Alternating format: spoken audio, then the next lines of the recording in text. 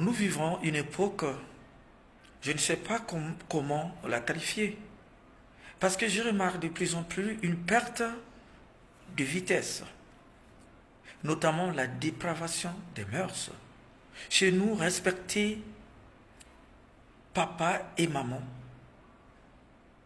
relevait de nos mœurs. Parce qu'un papa doit être respecté. Lorsque papa parle, l'enfant ne parle pas. L'enfant attend qu'on lui accorde la parole. Et si on ne l'a pas accordé la parole, l'enfant n'a pas le droit de parler. Mais à présent, un papa qui parle, l'enfant qui parle. Une maman qui parle, l'enfant qui parle au même moment que la maman. Et jusqu'à frapper parfois maman ou son papa. Mais on va où? Où allons-nous? C'est triste. Donc le respect a été bafoué.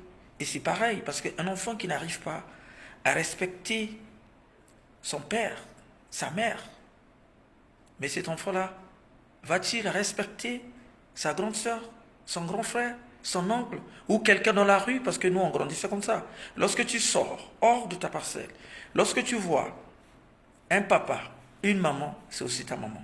Quand tu vois une personne plus grande que toi, ça veut dire que tu lui dois du respect.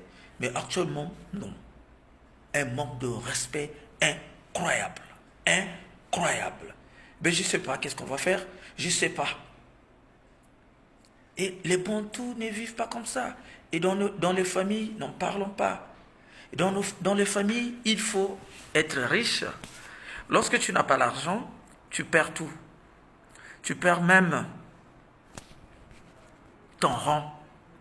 Si tu étais grand frère, tu deviens petit frère. Si tu étais un papa, tu deviens un moins que rien parce que tu n'as pas l'argent. Un grand frère qui n'a pas fait les longues études est considéré comme un inutile dans la famille. Un grand frère qui n'a pas beaucoup d'argent, qui n'est pas riche, est considéré comme un inutile dans la famille. Mais c'est pas comme ça les Bantous. Et vous allez remarquer même lors des réunions de famille, ce grand frère-là ne peut pas dire un mot. Le fait de se lever, de prendre la parole, oh, toi tu vas dire quoi? Assois-toi, mais tu vas dire quoi? Attends d'abord. Même lorsqu'il arrive, on ne peut même pas lui donner la place, on ne lui donne pas la chaise. Parfois, il est assis, mais on dit, ben voilà, toi tu es là il y a longtemps, on va recevoir ton frère cadet qui vient d'arriver, il vient de loin, donc cède-lui la place. Et parce qu'il n'a rien, donc il n'est plus considéré dans la famille, donc il n'a plus le pouvoir de décision, donc il ne peut plus rien dire, il ne vaut plus rien. Mais les Bantous, c'est pas ça. Et donc moi, je propose le retour radical au Mbongi, parce qu'autrefois, on réglait tout au Mbongi. Et au Mbongi, c'était une grande école. On avait reçu un grand enseignement. Mais je pense que le mieux, c'est qu'on y retourne, parce qu'au Mbongi, au moins, on savait mettre les gens à leur place. On savait donner le rôle à chacun. Si vous êtes un grand frère, vous êtes un grand frère. On doit dire aux petits frères quel est le rôle du grand frère. On doit aussi dire aux enfants quel est le rôle des parents. Et c'était comme ça. Et là-bas, on ne lésait personne. Là-bas, c'était la loi. Et la loi en fonction de la norme, en fonction de nos mœurs. Mais à présent, c'est la perte de vitesse. Chacun fait ce que bon lui semble. C'est pas normal. Et donc, on doit retourner au Mbongi. On doit retourner au Mbongi. Parce que très souvent, au village, le Mbongi, c'était un endroit où tout le monde allait. Et très souvent, c'était la nuit, hein, lorsqu'on quittait les champs, lorsqu'on quittait la chasse, lorsqu'on quittait tout ce qu'on avait comme tâche à faire dans la journée. Autour de 17h, 18h, 19h, on se retrouvait au Mbongi pour parler un peu de tout. Et voilà. Et c'est le Mbongi qui recadrait les choses, qui recadrait le comportement des gens. Mais actuellement, on n'a plus de Mbongi. Nous sommes dans les villes. Mais dans une ville également, on peut créer un Mbongi. Dans une famille, on peut avoir un Mbongi. Mais malheureusement, ça devient difficile. Lorsqu'un aîné meurt, lorsqu'un vieillard meurt, lorsqu'un papa, un grand-père, ça veut dire le monsieur qui a construit tout, qui a bâti des maisons, qui a construit la base d'une famille, le jour que cette personne-là meurt, on va vendre. On doit vendre, on doit vendre, on doit vendre, on doit se partager l'argent. Mais la parcelle-là peut faire office de Mbongi. Lorsqu'il y a un souci, lorsqu'il y a un problème dans la famille, on va se retrouver là-bas. Pourquoi pas? Parce que nous avons actuellement beaucoup d'exigences. On ne peut pas le faire comme on faisait avant. Chaque nuit, on doit se retrouver au Mbongi. Mais on peut le faire autrement. Ça veut dire que chaque dimanche, après-midi, on doit se retrouver au Mbongi. Au Mbongi, c'est là où habitait l'ancien de la famille. Mais on vend. Mais lorsque vous vendez, on va encore se retrouver où? Et actuellement, pire encore, on voit des veillées qui se tiennent dans des salles. Des veillées qui se tiennent dans la rue. Parce qu'on avait vendu la parcelle. Et voilà.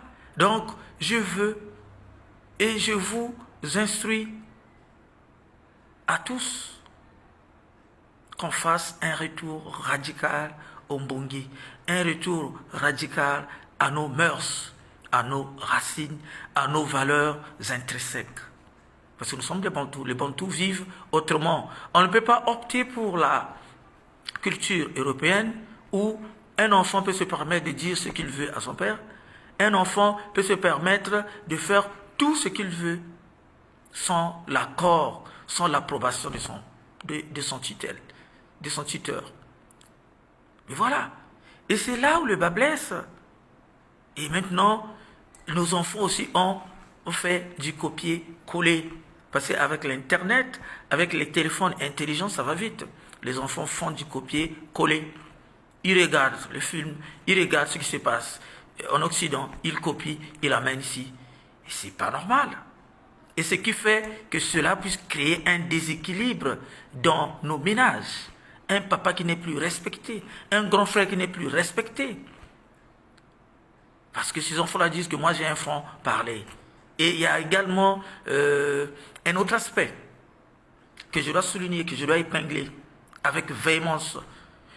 Nous avons également oublié, quand je parle, nos mœurs, très souvent on parle à nos enfants en français. Mais moi je parle en français, je fais cette vidéo, je parle en français, parce que c'est une vidéo qui sera diffusée sur la toile.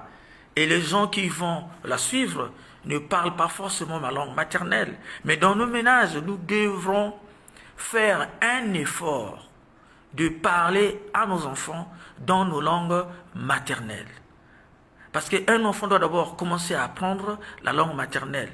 Et si cet enfant maîtrise la langue maternelle, cet enfant va être brillant dans toutes les autres langues qu'il va apprendre. Dans toutes les autres langues qu'on va parler autour de lui. Parce qu'un enfant a cette capacité de parler, jusqu'à 12 ans, je pense, de parler au moins 12 langues. Donc toutes les langues qu'on parle autour de lui, l'enfant sera en mesure de les parler. Mais il doit avoir un fondement, il doit avoir une base. La base, c'est sa langue maternelle. Une personne qui parle bien sa langue maternelle n'aura aucune difficulté de parler une langue étrangère. Et c'est tout ça. Un enfant qui parle français, il raisonne en français. Et quand tu lui dis, mon fils, c'est pas ça, il dit, mais papa, tu n'as rien à m'enseigner, tu n'as pas des ordres à me donner, et moi, je fais par rapport à ma vision. Parce qu'il raisonne en français, il réfléchit en français. Mais s'il parle dans sa langue maternelle, il y aura des exigences. Il y a une façon de s'adresser à un parent, il y a une façon de s'adresser à un papa, à une maman, et également à un aîné. Et voilà, donc, mon souhait le plus fervent, et c'est mon vœu également, c'est le retour radical à nos valeurs intrinsèques, à nos racines, à nos mœurs. Nous sommes des Bantous.